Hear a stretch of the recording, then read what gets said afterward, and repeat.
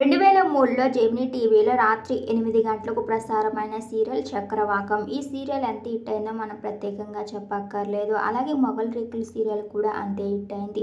అయితే 'చక్రవాకం' సీరియల్‌లో ఇంద్రనీల్‌కి తమ్ముడుగా నటించిన దయా గురించి మనం ప్రత్యేకంగా చెప్పక్కర్లేదు. ఇతని పేరు పవిత్రనాథ్. ఇతను ఆ సీరియల్స్ ద్వారా మంచి గుర్తింపు తెచ్చుకున్నారు. అలాగే కొన్ని సినిమాల్లో కూడా నటించారు. అయితే పవిత్రనాథ్ ఇక లేరు. ఇతను నిన్న శుక్రవారం చనిపోయినట్లుగా ఇంద్రనీల్ కపుల్స్ తమ సోషల్ మీడియా వేదికగా షేర్ చేసుకుంటూ, నిన్న ఆఖరి చూపు కూడా చూసుకోలేకపోతున్నాం పవిత్రనాథ్.